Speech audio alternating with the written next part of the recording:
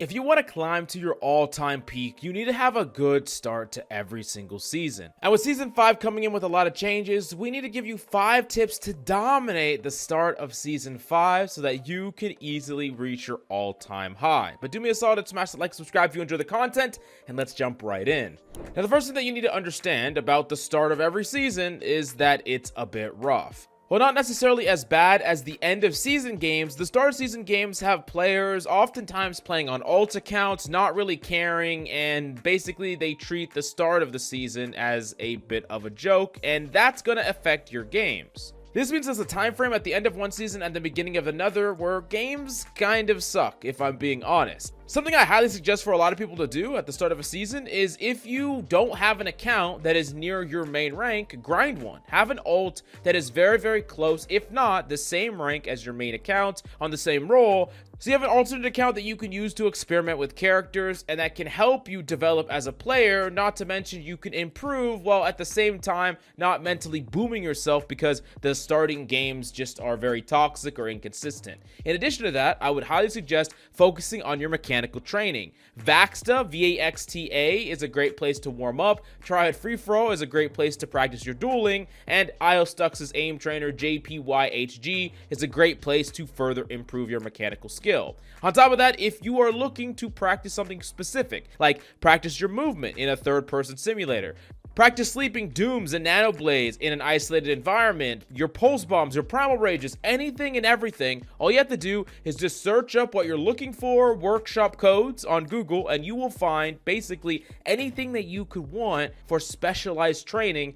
And these are just some of the things that you can do to make sure that you are ready to start to dominate the season, and maybe for those first couple of days you're not grinding on your main at the start of a new season, so you don't just like eat a whole bunch of lost games that feel more random than normal. Now, the next thing that you should do if you want to set yourself up to succeed in Season 5, and I've been running into this so freaking much with coaching my clients recently. By the way, Patreon link is in the description down below. But you got to get your peripherals in order. I've been coaching a lot on my Patreon, links will be in the description down below, and running into players that have terrible settings, terrible sensitivities, and equipment that they could easily upgrade, but just don't. Now, the first thing that you need to understand about your sensitivity for PC players is that a reasonable range is 3000 to 6000 EDPI, which is your in-game sense multiplied by your DPI, right? And if you don't know what your DPI is, you already messed up, because if you don't know that, your sensitivity in-game does not matter because it's the multiplied number. And the reason I say that's a reasonable range is because that's about the range where the vast majority, 95% of pro players are in. And those highest ranges are typically for mains of characters that need to move really fast or aren't punished for it. So like tank players, so like Ryan, Winston, or characters like Genji, these would have the higher EDPIs. And then on the lower end of the spectrum is typically characters like Widowmaker or Ashe or something along those lines. But you can have exceptions. You don't have to fall perfectly in this, but I would say if you fall way outside this, something typically way north of 6000 EDPI, and you've never tried lower sensitivity, I would definitely try to reevaluate your aim and try to figure out if there isn't a more optimal sensitivity for you, because I've ran into players that have like some ridiculous 25,000 EDPI, something crazy, and yeah, you're gonna have a hard time improving on that sensitivity, and it's probably not even optimal for you. In addition to that, I've been running into clients that have like really terrible stick drift on a controller, hypothetically, or just a controller that is not being consistent at all. And just make sure that you're constantly rechecking your controller's condition, making sure that it's still optimal, it's not broken, and it's not causing you inconsistency problems. And then the third thing, and this is super important, FPS is absolutely king in a competitive shooter. If you are on PC and you don't have a 144Hz monitor, I would highly suggest it. And really, if you are not blowing past 144 FPS, you should have every single setting on low. And realistically, even on the best computers, streamers and pros have all their settings down to low. I've had all my settings on the lowest since the start of Overwatch. And you might say, oh, it's not pretty, it doesn't look all sparkly. But you got to understand that really, FPS is what's going to improve your performance in game, and we're trying to give ourselves the highest competitive advantage, so we're not really going to be playing for graphics, and I would suggest you turn it all down unless you have some cracked 4090 or something like that.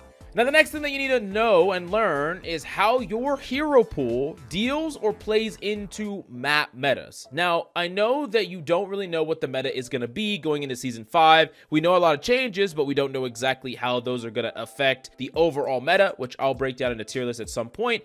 But right off the bat, the meta is going to, 1, stay more or less the same, and 2, there is going to be map metas that we've seen where there is brawl, dive, and a long-range poke composition. So on the maps that are long range, Sigma is still going to see a lot of play. So think about how your hero pool either plays with the Sigma or against the Sigma. Think about what slots into what characters you plan to play, and have a plan going into these maps ahead of time so you're not just randomly locking what you feel like. In addition to that, brawl compositions, Ryan, Junker Queen, Zarya, what character do you normally play in that composition? And it could be the same character you play in the Sigma long range comps, but it's a good idea that you think about how you fight against a lot of these tanks, because mainly, no matter what character you're playing, you're going to be up against these tanks a lot, and if you can deal with them, or rather not feed to them, play your effective range against them, you're going to get a lot more value. And then last up is dive. If your team is on dive, or if you're up against dive, how do you play, how do you position, how do you use your cooldowns? And realize that every single time you're up against a different type of composition, the way you should be using your cooldowns is different. For instance, let's say you're Ana in a Sigma mirror, right? You can throw really aggressive nades, trying to get value from distance. Throw it, even aggressive sleeps, because no character is coming after you. You don't need these abilities to protect yourself, right? You just want to get more value with them in the neutral. But up against the dive, you need to conserve your cooldowns. You need to save your sleep. You need to save your nade, because if you throw it, and unless you hit a whole bunch of people, which is great, of course, if you do hit it, but if you throw it liberally on something that doesn't really matter, and then you get dove, you can't sleep them, you can't nade them. So it's a good idea to not only think about how your hero slots in with and against some compositions, but how that's going to change how you play. It's really, really important. And then I would always suggest, think of ways in which you can deal with problematic characters. This is going to happen a lot in ranked, and there are like 2 big ones that players in the metal ranks have to deal with a lot: Far Mercy and Bastion. Have a way to deal with these characters. Have a plan to deal with these characters, because a lot of the time your teammates are going to feed and be unable to deal with these characters, and having either characters in your hero pool that can deal with them, or a plan to make them less effective or enable your team to deal with them, that's a good route to not like just auto lose against one of these characters or character combos. Now, next up is a really, really big one, and I think this is going to just help people climb more if you take this tip to heart, and it's position better. And it's pretty simple to start positioning better than you are. Keep in mind that having a corner or a piece of cover or a wall that is like a foot away or a second away from you to be able to go to makes you so much safer. If you take a bit of damage, what is the time frame between you taking that bit of damage and going behind cover? Is it 3 seconds, 4 seconds? That's too long. You're not going to be able to get behind cover in time.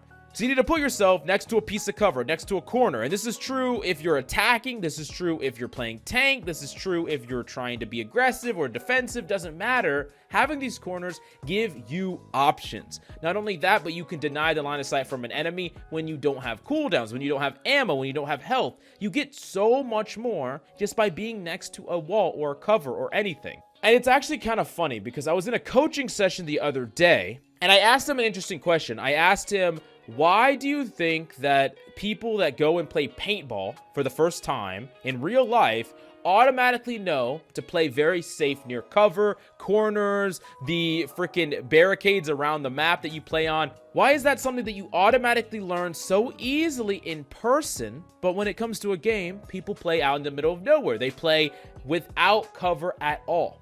And it was actually pretty simple. And it comes down to pain, right? In real life, if you get shot in the open, you take pain. So you realize that cover is your ally. But in a game, you think, oh, I don't need cover. I have a tank that can tank the damage for me. Or, oh, I don't need cover. I can take damage and get healed. You're just ignoring strategy because you're relying on the resources of your team to allow you to play in a much less safe place. And it's just funny because all you got to do is think of real life. All you got to do is think of that paintball range where you don't want to get freaking hit because it freaking hurts. So you play cover, you play line of sight, you play near corners. And yeah, it's something that you learn day one when you go out there, but it can take players forever in Overwatch to properly learn. But I do think it's something that you can visualize in order to help you position and play better. But the fifth thing, and this is something that all players, everyone that I've coached has problems with, and it's consistency. How do you make it so that you play consistently? How do you make it so that you're always playing at the top of your game and there's not days where you're popping off and days where you're sucking? Like, how do you find that balance? And really, there's a couple things that you need to do, and some of them are a bit boring but important.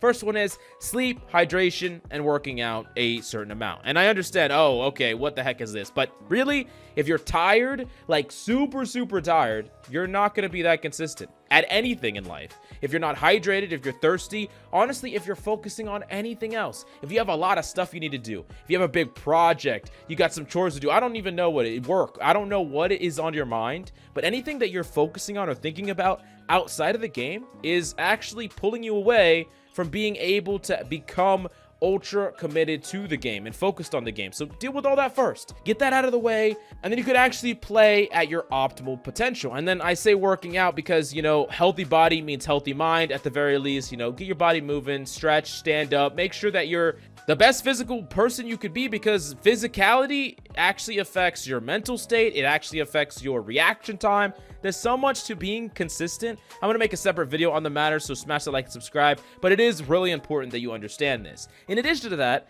consistency also is going to be something that rises and falls no matter what you do. Even if you do all these factors, it's going to lessen it, but it's still going to happen. And you got to realize that performance is often on a spectrum. It's on a spectrum of increase and decrease, and your goal is to raise that spectrum. Improve, play to become better, and raise the whole spectrum. So even your worst performance is still way better than your former self, right? You can't always play at your absolute peak, but even you on your worst day could be miles better than the player that you used to be. And then last up, make sure that you're thoroughly warming up before your games. Way too many players are jumping right into their games, and they're just playing terribly. And you got to understand, if you play 10 games a day, and the first 2 games you're playing terrible, absolutely terrible, even if you have a positive win rate in the next 8 games, right? You're really actually winning a lot of your games when you are warmed up way more.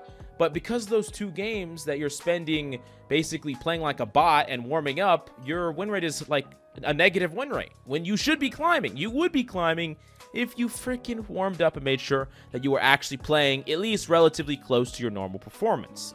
But anyways, these are the top 5 tips that I have for you. If you want to dominate Season 5, and if you want to climb to your all-time peak, you definitely got to take these to heart. If you want private coaching, links will be in my Patreon in the links down below. Thank you so much for coming by. I hope you enjoyed the video, and I'll see you next time.